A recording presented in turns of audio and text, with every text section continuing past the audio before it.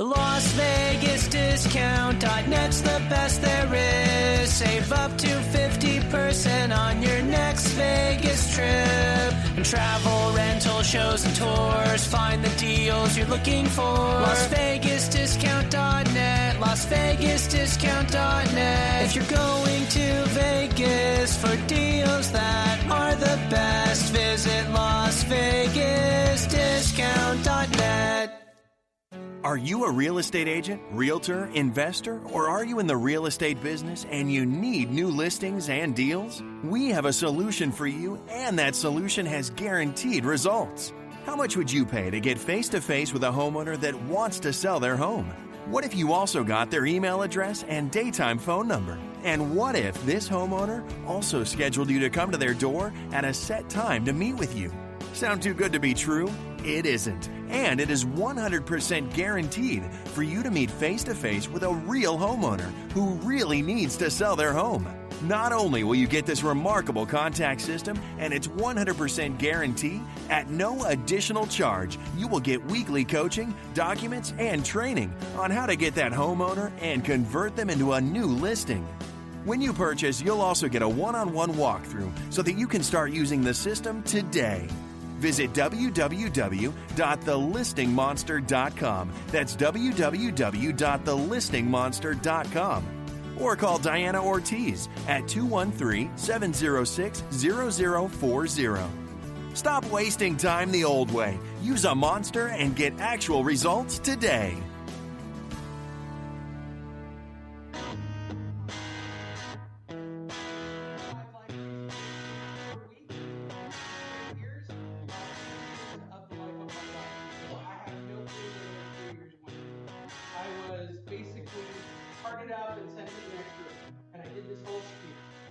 Walk out on stage and say, "Hi, my name is Lee Honish.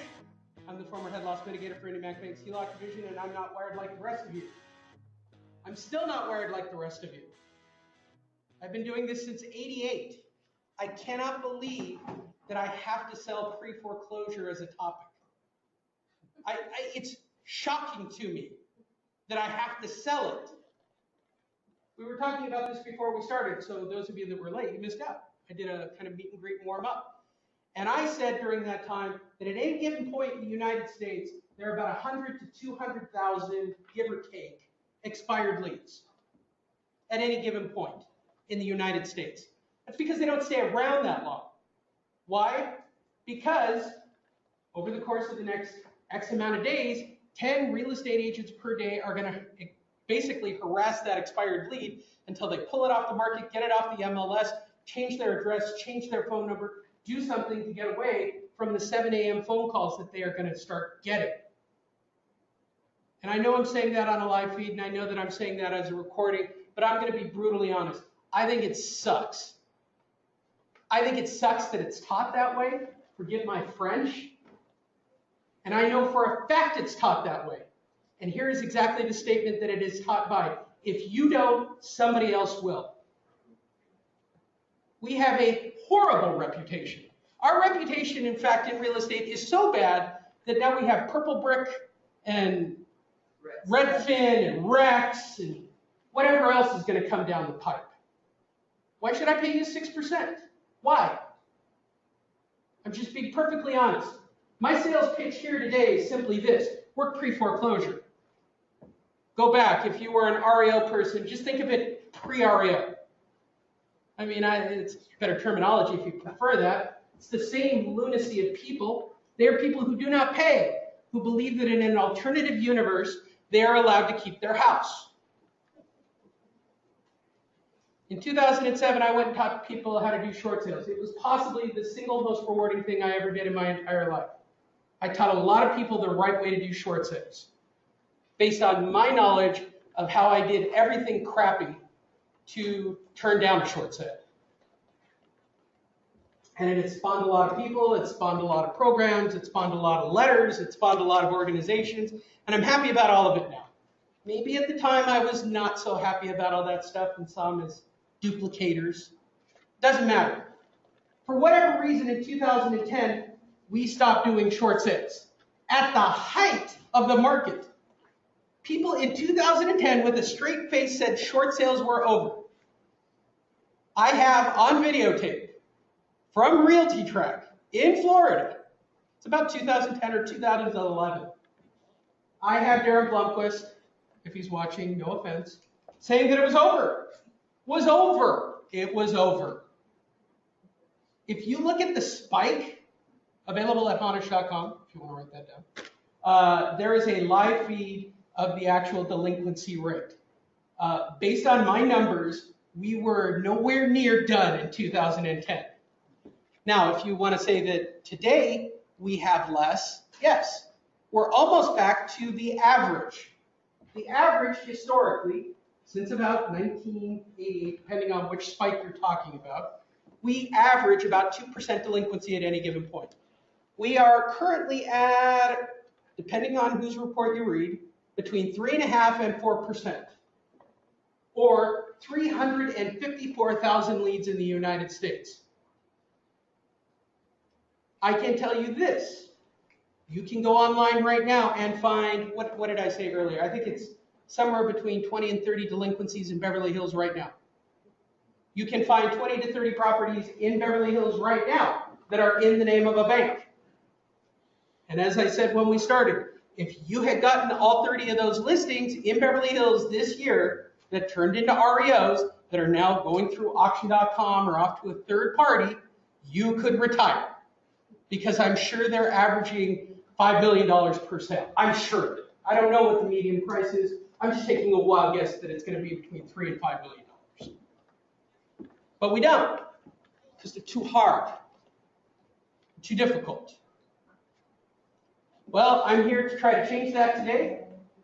I'm here to try to get you guys to do this a little more frequently. Those of you that are not members of my coaching program, welcome. I just invited you to fill out the room. It was like a 300-seat room, and I was only allowed to have 100 people here. Or I had to get a bond. It turned into a whole thing. So I appreciate all of you that showed up live, and all of you lazy people who just decided to stay at home and watch this on the live feed. You're lazy and in your pajamas, and I respect that on some level. I would have watched it on live feed. But here's the advantage. Those of you that are here live, you have us as a resource, and we are here to answer all your questions. Those of you that are on the feed, you get to watch the feed. That's it. There's got to be a bonus for being here on some level. That's right. My goal here today is to make you better marketers. In 2010, when everybody gave up on short sales, I doubled down on them. Doubled down. I'm a nut, okay? Let it ride. Put it all in. I came up with marketing. Not only did I realize that you guys were fleeing from the scene of the crime, you were actually telling people short sales were over. So I, in my own wisdom, was told a marketing idea. I don't often share this story, but I will share the creation of the Monster. For those of you that are not Monster members, the Monster marketing system is a marketing piece. It was generated on an idea. How do I deliver a homeowner advocate to somebody who's missed payments to create a relationship so that they can ultimately get the listing? That's it. Stop overcomplicating it. Everything else is smoke and mirrors to this system. Okay? I now have a back end to a system that has approximately 700 coaching hours in it. I've got coaching archives that go back forever. They predate Diana, they predate David. I mean, I got stuff in there from years ago. It's pointless. Doesn't matter. Don't need it.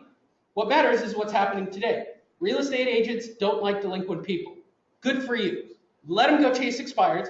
Let them go chase divorced people. Let them go chase probates. Let them go chase their tail. 80% of the agents are struggling right now to find a listing. I said this when we started today. The numbers aren't going to change. That's a fact. If all the REOs came back onto the market, it still wouldn't be enough to fix what's happening to the market. Millennials have money and they wanted to spend it, and they bought up whatever inventory was available. They drove our prices through the roof. They actually created equity for everybody. Now, they're seeing that FHA loans, which were created on looser guidelines, 2014 if I'm correct, are the first set of delinquents coming back on the market. They are wondering now if 2014, 2015, and 2016 loans are going to face the same delinquency levels But apparently, loose guidelines still means more delinquencies for all of us. Yay, team. That's my rah-rah pitch on why I do pre-foreclosure. That's it. Now, I get asked this question all the time. In order, what are my favorite data choices? Okay, at the top of the list is pre-foreclosure. We're in California. I'm being recorded, so I will be politically correct. You have 3 choices for getting your data. Realty Track, Property Radar, and at the bottom of the list, and I hope to God somebody from that place is watching, Revo Gateway. I don't know where they get their data from. I don't know how they, like, they're the only ones that are legit hit or miss. Sorry, I don't want to be hit with a slander accusation out of those people. It's public data, and somehow theirs seems to be the most wacky of the pile. Now, I'm going to throw all the other providers under the bus as well. Realty Track has had spotty Orange County in the past. Property Radar seems to be the most consistent by far. If you're asking me what I use in my personal business, I have a team. Well, I don't have a team. I'm a part of a team. I'm not even good enough to be a part of a team. I'm just a member in the team. Okay? By the way, is the framing okay on the... Cool. You guys are my eyes for those guys. I just want to make sure you guys are okay over there. They're in pajamas. You should be offended by these people online. I'm just being honest. All right. All right. So there are 3 people in our team. 3. I think they called themselves the strong team. That's because they work out more than me. And I am not the strongest member of the strong team.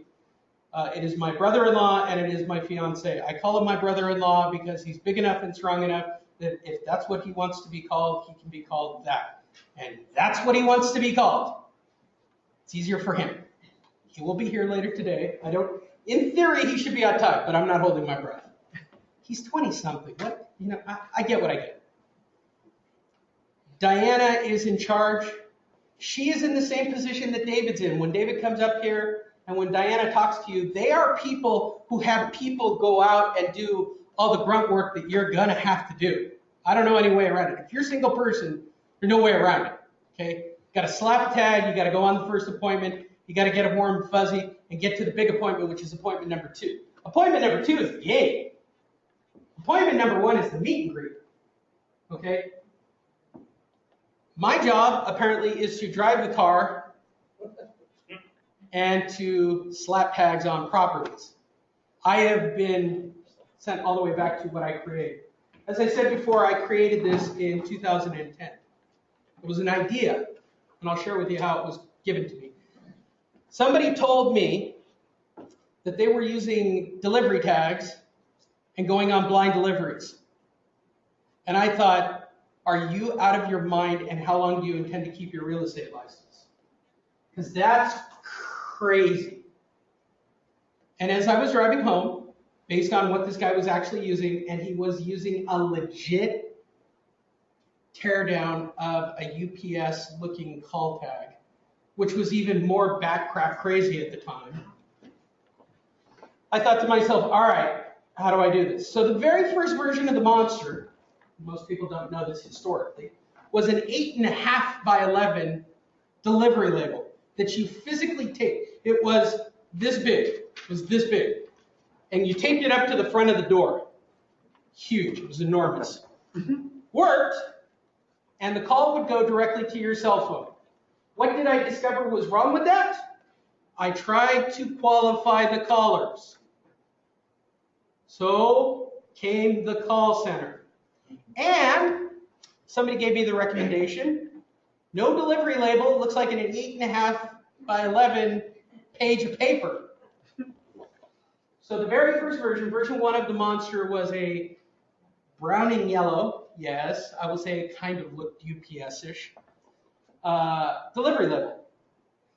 And it was very simple. I kept it as simple as possible. I introduced the call center. We actually did a group call center at the beginning. Everybody had a unique identifier.